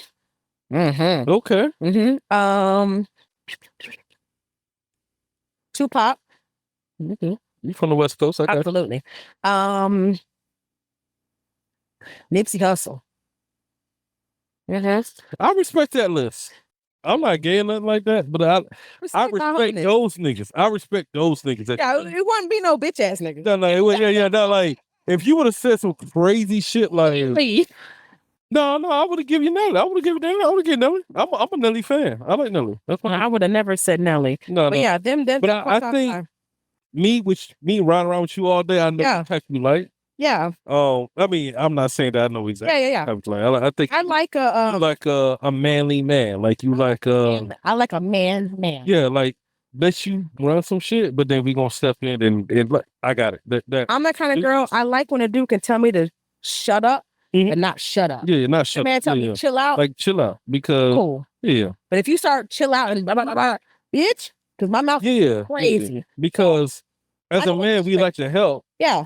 We like the help that you give, but sometimes it's like, all right, chill out. But also, as the Libra woman that I am, I know how to. For one, my dad was very passive. My dad didn't give a fuck about. My dad could say the light bill due. Well, here go the candles. Light them motherfucker right now. Also, give me a goddamn lighter. Where the box Chevy at? The lighter? Yeah. You know what? Light's gonna be on when, Daddy? Thursday. Today is Thursday. Next Thursday. He ain't no fuck. Yeah. You know what I'm saying? So I grew up with a very passive, like I tell people all the time, when men yell at me, you're done.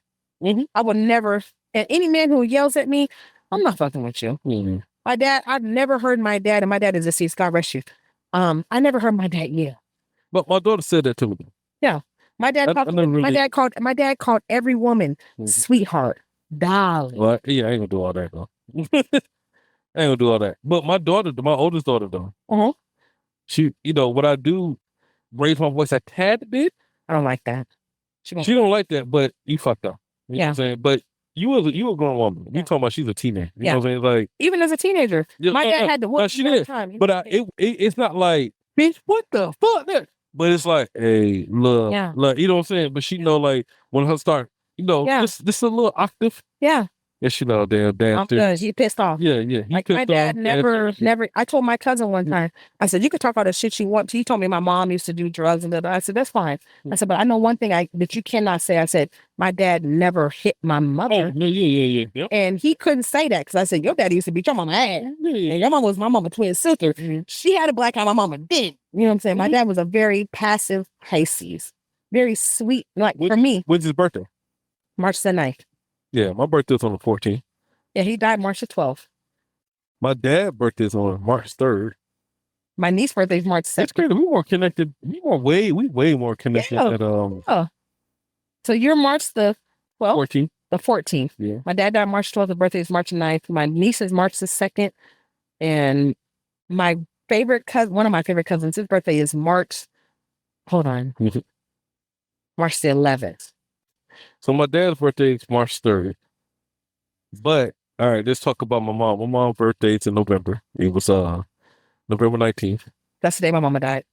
But my mama died June 8th. On June 8th, right? Are you sure it was June 8th? Because I thought you corrected that date. It was June 8th? No, it was June 8th. I made a whole song about it. Yeah, June 8th, 2018. My favorite cousins, my cousin that passed away in September, their birthdays were June 18th. The same day that Tupac died, or the same day that Tupac was born. But November 19th is the day my mom died. And your birthday in October, right? October the 12th. What's the date? October 12th? The same day as Matthew McConaughey. No. You see, who's the one that played Wolverine? No, that's not my... Matthew McConaughey, he was in Interstellar and all that shit. The one that played Wolverine, I mean, he from Australia. And who's his name? Because we just talking about it, that's why we can't think of his name. No, his name is, he was in Transformers. He was in that movie with the robots. His name is... No. He was in Transformer, but he was in the movie with a robot. The BattleBots. Yeah, the BattleBots. Yeah. No, you're talking about because we can't say his name. We're not going to... Other famous Libras, Eminem, Snoop Dogg, Lil Wayne, Young Jeezy, T.I. We're all the same. We're all... Yeah. That's my second favorite rapper. That's my second favorite rapper in the world. Who's your first favorite rapper? E40. Ew. 40. Not 40 water. Bonzarelli. All day, okay? Ew. That's disgusting. And first of all, I'm from the Bay Area. That's still disgusting. I bought my first CD ever from him personally out the trunk of his car in front of Rasputin's music. All right, you got a different... With Master P in the passenger seat. And I bought the... I was just about to connect the two. Master P is your E40. Master P is my third favorite rapper. Master P to me is your E40. Okay. I love Master P. Oh, yeah. I feel like Master P was a soundtrack. No. Master P, he broke all the barriers. He did everything. He did all the... You remember buying a $17 CD and having 40 songs? And they all went crazy. They all went crazy, yeah. What's crazy was, remember people that used to talk about Silk the Shocker, right?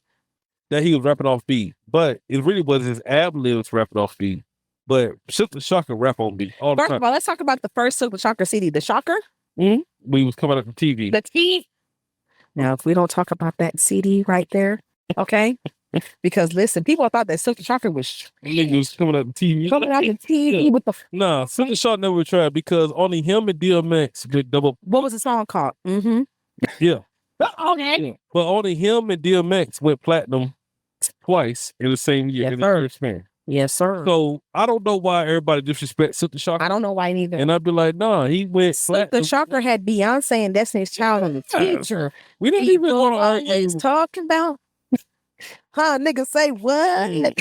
Y'all a hustler. Huh, nigga say what? Care what The others think. Just be straight with me. Ooh, ooh. Okay. All right. All right. Okay. And nigga, Okay. Huh? Yeah. It's finna rain out here for the rest of the night. That's why I bought my rain boots. I didn't bring no heels. I bought my goddamn champion rain boots. Oh yeah, I looked at the weather report. Absolutely. we're gonna shut this down. Okay. But you know what? This I had a great time. and we're gonna do yeah. I told you would. You know, so once you get comfortable Yeah. and we start talking stuff like that. We should have had the camera in the car. Oh no, that's a whole We should do like that's a different show though. So I'm kind of incorporating. We should do that. Yeah. We should drive across country. Just drop. You know, that's my dream is to drive across country. Bro. Well, I'm here for you. I'm your passenger. Yeah, I want to. I really want to get an RV and just do it. You know what I'm saying? Never mind. Somebody's gonna tap it on the chat and tell you about the camper I'm trying to buy right now. It's $12,000 and it's 3 bedrooms. Let's go. Yeah, well, that's not bad. I know. Yeah, I want to do that, but my nigga, Look at my toes. My nigga drive trucks now. You know what I'm saying? But you know they got the little bunk bed in the back. I said, damn nigga, I'll just ride with you just to. You ever seen a WWE show when they just drive across country? Two wrestlers, they put like 2 random wrestlers in the car. And they put like Stone Cold and like Bret Hart in the car and tell them to drive across country together. And they just be in there just chilling. I'm gonna do that before I die. Well, do it before you get ready. Do it while you living. No, I'm talking about like right now. It's gonna be good. It's gonna be recently. Okay, well, then why your knees still? No, my knees are bad, but they good enough. Mine fucked up, so we good. We here. Hey, hey, thank you, Jasmine, for jumping on. I will fix the sound when I do the editing, though. Thanks for everybody that was hit me up. Yeah, hey, I can't hear her. Stuff like that. I appreciate that because we appreciate y'all. Thank y'all. Because that means like y'all jumping in, y'all wanna, y'all tuning in, y'all wanna really like hear what we saying and stuff like that. I'm so excited. I'm so happy. I don't even know what to do. You got anything? Air dance outside. No. You got anything else you want to say? No, if you want to follow me on TikTok, it's JASMINEW2447 Jasmine Bay to the A. I don't know how to spell it. It's on Instagram, and just get with me. But anyways, I appreciate you very much, sir. No problem. Yeah, I had a great time. Thank you for this agreeing to everything because this is our first time meeting. This is our first time meeting. And we just ran it. I just like, yo, all right, I gotta go here. This is the closest I'm gonna be to you. And but I wanted to meet your accommodation at the same time. We were one of my first followers. So yeah. So man, long as we here, you good. What are you speaking? GED? Yeah. I know. I showed somebody that they was a military veteran. He was like, what? Yeah, because when I first came in, Freeman. So I made a TikTok about using my Georgia accent in the military, but that stemmed from when I first came into the military. Because when I came into the military, I was getting written up a lot. Now it wasn't like really writing me up, but it was like writing me up to like, hey, because I used to come with like, goddamn, hey. You from the range, me? Yeah, I'm coming from like Brunswick, like shit. I need to be, hey, goddamn, like, I'm hungry. Hell, I need to like, shit, nigga, I just trying to eat shit. I need like, you know what I'm saying? Like, you know what I'm saying? But they didn't. They was like, hey, soldier, what the fuck are you saying? Oh shit, goddamn, like, like, I'm trying to get some lunch. I'm hungry. Hell, like, DB, like, you know what I'm saying? Like, but niggas didn't. You know what I'm saying? Like, they didn't understand what I was saying. So what happened one day was one day I got into an argument with a soldier. No, he was a sergeant. Matter of fact. So I used to flip my voice back and forth. Same. But when he pissed me off, like, God, hey, shit, I did be like, goddamn, like you trying me like he did, like I don't like that shit, like I don't like that shit, like I'm about to try it, he be like this step out of shot, this step outside, he be like, you know what I'm saying? Like I went like straight Georgia mode. Yeah. And he was just like, his eyes was like, big as fuck. Like shit, goddamn, shot like step outside, nigga, like handle it bit, and handle it bit, shot like let's go do this shit, shot like, you know what I'm saying? And he didn't know what the fuck I was saying. So as a joke, he went to my platoon sergeant, and he was like, "Hey, write him up for like we don't know what the fuck." This as a joke. That shit was funny as hell. Yeah. So I get it because I've been in Georgia 20 years, but I'm from California. So when I moved to Camden. And I was born in Riverside, California. Okay. So exactly. So when I came out here, like certain things, like when I saw that thing on TikTok about your California accident, like, were you parked your car? You know what I'm saying? I was like, I do say that. But at the same time, when I get mad, I've been in Georgia 18 years. I tell you, pussy ass motherfucker. Oh, pussy ass bitch. Oh, pussy ass. All right. Oh, pussy ass hoe. Goddamn, how they be loud. Pussy ass bitch. Yeah. That's crazy. East Side, San Jose. Okay, fine, but don't tell them that. Yeah. You know what I'm saying? But also. No, you hit me with, you hit me with the hella hungry. Like, I'm hella hungry. Okay. That's West Coast. I'm hella hungry and I'm finna act a fool. Okay. And like they said on TikTok the other day, they said, what's the most disrespectful word you could say to a person from the Bay Area? And I said, if you call me weird or goofy, well, bitch, I'm finna see about you. Goofy? Oh, yeah? Mm-hmm. Looney Tunes? Got you. And it's so crazy, like these YNs out here. They're trash. They trash. But when they start talking like me. Yeah. Shit, goddamn, how they be like. Yeah. You know what I'm saying? Like, nigga, this, like, you talking like me when I was a young kid. Exactly. You know? When I see young kids say my son, yeah, I bang Crip, I bang blood, I'm like, okay, so did you get jumped in a 12-man circle or did you get fucked in? What you mean, auntie? Auntie? Oh. Yeah, they try to call me Unc, but see, Unc is more disrespectful now. And I'm like, auntie is disrespectful, and then the nigga try to holler at you. It's like, hold on. What? Auntie fine, though. Okay. My nephew is 30. My baby nephew is 36. No, well, I work at it. They don't think I'm 41. So they like. When my nephew go out, how old are you? I'm like, sure, I'm 41. When they card me somewhere, like, have idea, I'm like, bitch, hell nah. Bitch, I'm 42 years old. My nephew said, TT, my sister. So first of all, shout out to my sister Sonia. My sister's fine as shit. My sister been fine my whole fucking life. But now that she's 57, she's still fucking fine. Her husband is my age.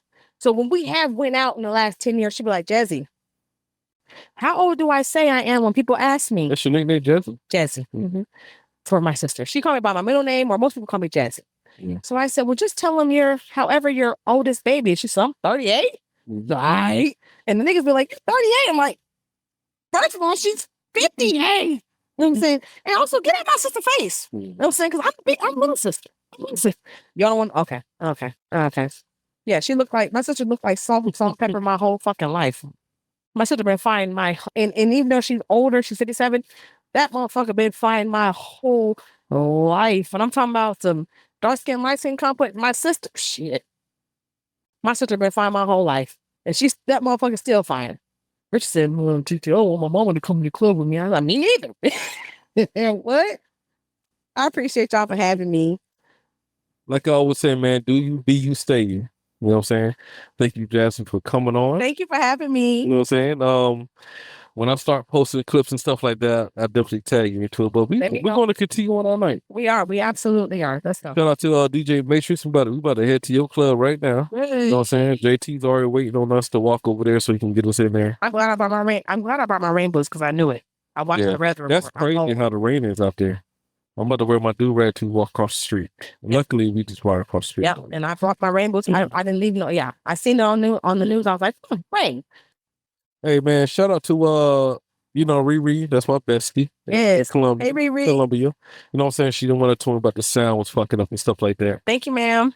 You know what I'm saying? But hey, look, we got a lot of these things to come, man. But we in Macon tonight. We're gonna go, continue on our night, have fun.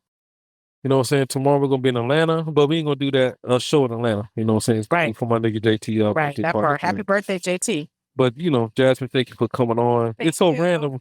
But, just thank you for this being like a real trooper. And you know what I'm saying? Because you don't know me. You know what I'm saying? Like, you don't know me, but you decided to trust me. You know what I'm saying? You. So, you text me, I trust you, sir. You know what I'm saying? Like, yo, it's the only way we're going to do this podcast if you just trust me. For one, I have two fathers who were in the military. Mm-hmm. I trust both of them more than anything with my kids. I got you. And that means a lot to me because, growing up as a little girl in situations with a father who was a Air Force man and he was a Navy man. The one thing that they're not going to let happen to me is anything. Oh, anything. Anything. And that's all sex you like. Now you gonna be. And if I didn't trust you, I would have never told you I trust you. You told me like I can't go. And it could I will also get if you didn't want to go. Right, You know what I'm saying? right. Like when you agreed to it, I was like, oh, trust me, you're gonna be well taken care of. You know what I'm saying? Not just and by you've done that. Thank you very much. Yeah, and gentlemen. Anytime, like if we do this again, it'll be the same situation. You know what I'm saying? So and then even my nigga got involved. Like, yo, got somebody. He is very sweet. Happy birthday to JT. Yeah, happy birthday, JT, man. And but let's continue on that night. Appreciate y'all. Thank you. Look, I'm a crow.